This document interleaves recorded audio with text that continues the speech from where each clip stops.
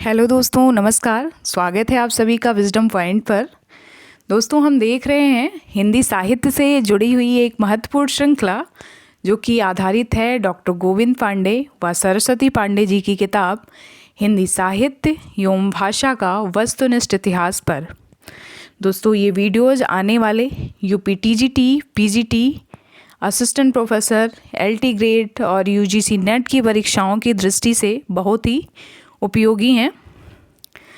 दोस्तों, अपने पिछले वीडियो में हमने देखा हिंदी आलोचना के विकास के क्रम में स्त्री आलोचकों को और दलित आलोचकों को, और आज हम देखेंगे वो छूटे हुए महत्वपूर्ण बिंदु जो कि परीक्षा की दृष्टि से बहुत ही महत्वपूर्ण हैं और जिन्हें हम विविध के रूप में देखेंगे। दोस्तों, वीडियो में आगे बढ़ें उससे पहले मैं आप सभी से कहना चाहूँगी कि अगर अभी तक आपने मेरे चैनल को सब्सक्राइब नहीं किया है तो प्लीज़ मेरे चैनल को सब्सक्राइब करें, और अगर मेरा वीडियो पसंद आता है तो उसे लाइक और शेयर भी ज़रूर करें।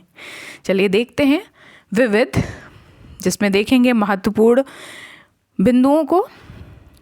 महावीर प्रसाद द्विवेदी जी, बाल मुकुंद गुप्त तथा गोविंद नारायण मिश्र ने हिंदी की अस्थिरता एक ऐतिहासिक बहस नामक ग्रंथ की रचना की। महावीर प्रसाद द्विवेदी और बाल मुकुंद गुप्त तथा गोविंद नारायण मिश्र जी ने हिंदी की अस्थिरता, इस पर एक ऐतिहासिक बहस नामक ग्रंथ की रचना की। अब हम देखेंगे हिंदी साहित्य की महत्वपूर्ण ग्रंथावलियाँ और उनके संपादक। श्याम सुंदर दास जी ने कबीर ग्रंथावली का संपादन किया है। हरिऔध जी ने कबीर वचनावली का संपादन किया है। आचार्य रामचंद्र शुक्ल जी ने जायसी ग्रंथावली का संपादन किया है। विद्यानिवास मिश्र जी ने भूषण ग्रंथावली, आलम ग्रंथावली का संपादन किया है। नामवर सिंह ने रामचंद्र शुक्ल समग्र का संपादन किया है। मुकुंद द्विवेदी जी ने हजारी प्रसाद द्विवेदी ग्रंथावली, जो कि 11 खंडों में विभक्त है, उसका संपादन किया है। नंद किशोर नवल जी ने निराला रचनावली, जो कि 8 खंडों में विभक्त है, उसका संपादन किया है। नेमीचंद्र जैन ने मुक्तिबोध रचनावली, जो कि 6 खंडों में विभक्त है, उसका संपादन किया है।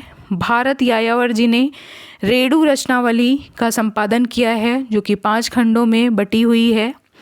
सुमित्रा नंदन पंत जी ने सुमित्रा नंदन ग्रंथावली का संपादन किया है, जो कि 7 खंडों में है। सुरेश शर्मा जी ने रघुवीर सहाय रचनावली का संपादन किया है, जो कि 6 खंडों में है। हरिशंकर परसाई जी ने परसाई रचनावली का संपादन किया है, जो कि 6 खंडों में है। अरविंद त्रिपाठी ने श्रीकांत वर्मा रचनावली का संपादन किया है, जो कि 4 खंडों में है। अजीत कुमार ने बच्चन ग्रंथावली का संपादन किया है, जो कि 9 खंडों में है। शोभाकांत ने नागार्जुन रचनावली का संपादन किया है, जो कि 7 खंडों में विभक्त है। भगवती चरण वर्मा जी ने भगवती चरण वर्मा रचनावली का संपादन किया है, जो कि 14 खंडों में है। चंद्रकांत वांडी वडेकर जी ने धर्मवीर भारती ग्रंथावली का संपादन किया है, जो कि 9 खंडों में है। नीलाभ अस्क जी ने उपेंद्र नाथ रचनावली का संपादन किया है, जो कि 9 खंडों में है। सदानंद शाही जी ने अयोध्या सिंह उपाध्याय हरिऔध ग्रंथावली का संपादन किया है, ये 10 खंडों में है। निर्मला जैन जी ने महादेवी वर्मा साहित्य का संपादन किया है, जो कि 4 खंडों में विभक्त है। श्रीकांत ने माखनलाल चतुर्वेदी ग्रंथावली का संपादन किया है, ये 10 खंडों में विभक्त है। नामवर सिंह जी ने मलयज की डायरी को 3 खंडों में संपादित किया है। कृष्णदत्त पालीवाल जी ने मैथिली शरण गुप्त ग्रंथावली को 12 खंडों में संपादित किया है। कल्याण सिंह शेखावत ने मीरा ग्रंथावली को संपादित किया है। नलिनी श्रीवास्तव ने पदुमलाल पुन्नालाल बख्शी ग्रंथावली, जो कि 8 खंडों में है, उसका संपादन किया है। वीरेंद्र जैन ने सर्वेश्वर दयाल सक्सेना ग्रंथावली को 9 खंडों में संपादित किया है।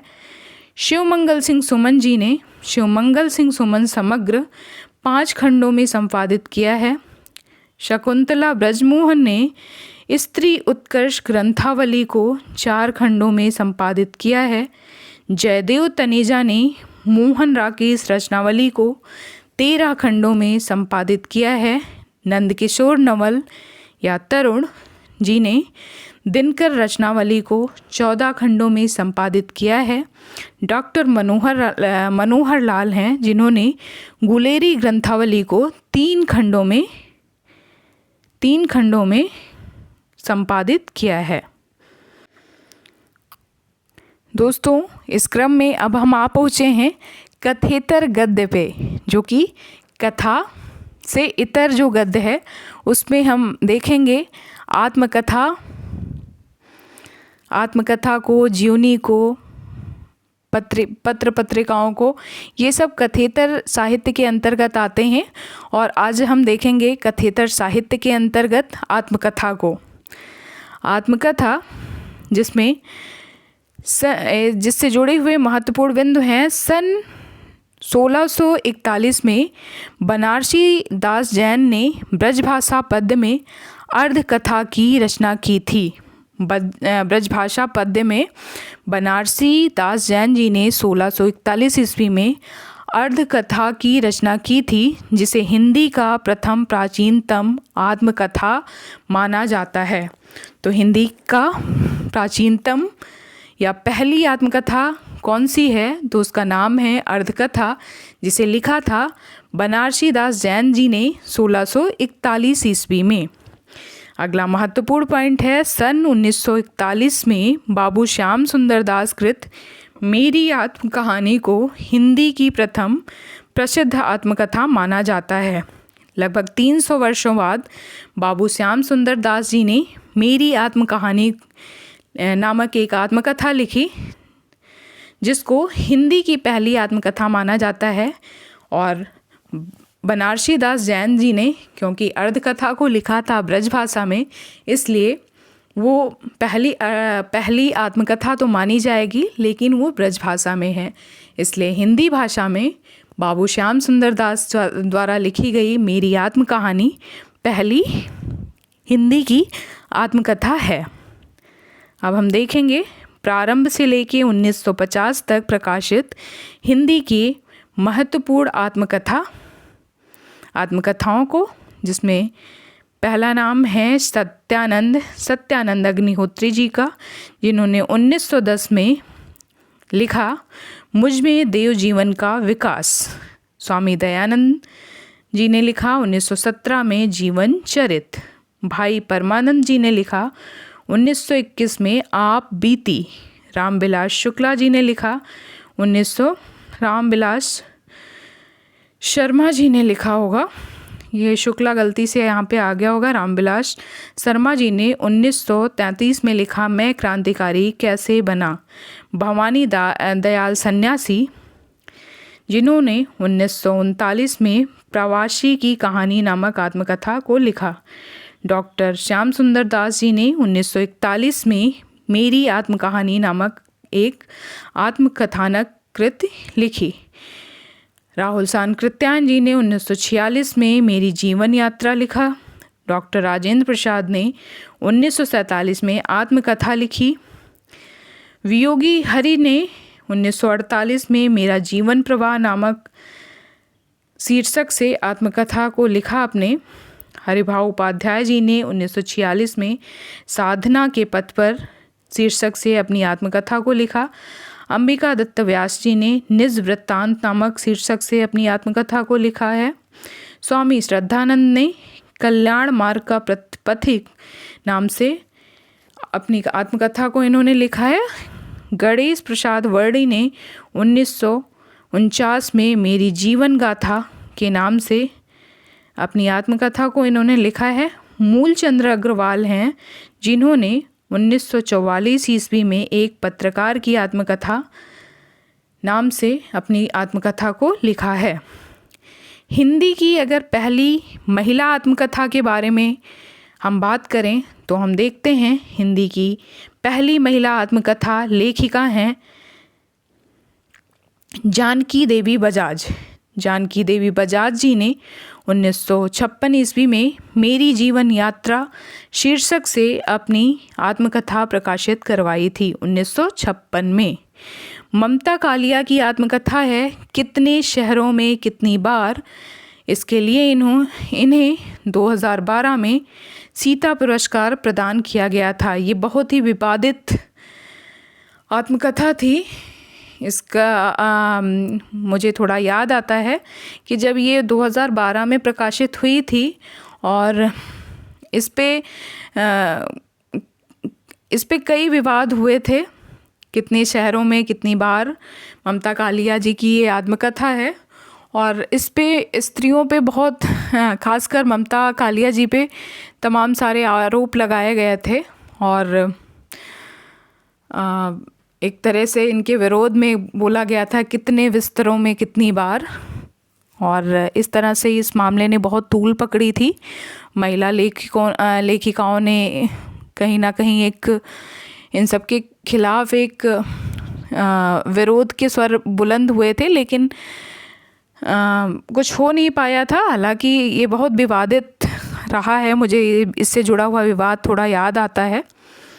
ममता कालिया जी की ये रचना है, इसलिए मुझे याद है कि कितने शहरों में कितनी बार। ये 2012 ईस्वी में प्रकाशित हुई रचना है। हिंदी की प्रमुख महिला आत्मकथा लेखिकाओं को देखेंगे, जिसमें हमने देखा कि सबसे पहले जानकी देवी बजाज जी ने 1956 ईस्वी में मेरी जीवन यात्रा के नाम से अपनी आत्मकथा को लिखा। प्रतिभा अग्रवाल जी ने भाग 1 में 1990 दस्तक की ज़िंदगी और 2000 इसका दूसरा भाग इन्होंने लिखा 1996 ईस्वी में मोड़ ज़िंदगी का। इनकी जो आत्मकथा है ये 2 भागों में विभाजित है। इसमें भाग 1 जो है वो 1990 ईस्वी में प्रकाशित हुआ था दस्तक ज़िंदगी की शीर्षक से, और भाग 2 इसका 1996 ईस्वी में प्रकाशित हुआ मोड़ ज़िंदगी का शीर्षक से। कुसुम अंसल हैं जिन्होंने 1996 ईस्वी में जो कहा नहीं गया शीर्षक से अपनी आत्मकथा को लिखा। कृष्णा अग्निहोत्री जी हैं जिन्होंने 1997 ईस्वी में लगता नहीं है दिल मेरा शीर्षक से अपनी आत्मकथा को इन्होंने लिखा है।